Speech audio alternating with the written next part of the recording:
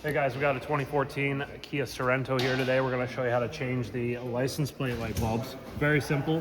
Number 2 Phillips screwdriver. We're just going to remove these screws here. There's only 2 of them. So let's take those out. You can see how much dirt and rust and stuff gets all trapped up in here.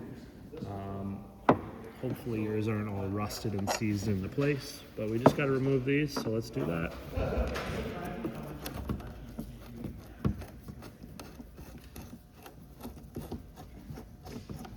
And then all we got to do to get the lens out, pretty simple, just wiggle it.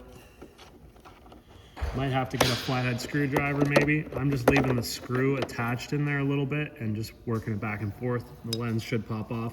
You can see that light that we got here. We got 2 little tabs. You just basically pry the tab over to the side a little bit and the bulb should fall out. And there's the bulb right there. I don't know which bulb this is, but I'll leave a link in the description for a bulb or put the part number in the bio. So as far as replacing it goes though, just make sure these terminals are clean, and then we've got to just pop this back in there. It's a 1796. 1796. You heard the cameraman, ladies and gentlemen. So there, you see how there's sort of like a cutout track? You just basically start it and then just push it in, and then it should be sitting like that. And we just got to go back together the other way. So grab the lens and the 2 screws and let's get those started.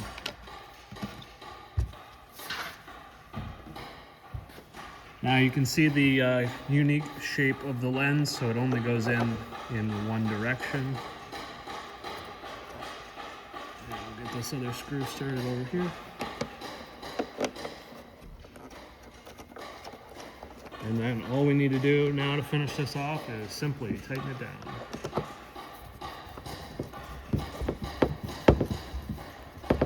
Try not to tighten these down too much. You don't want to break those lenses. They are made of plastic.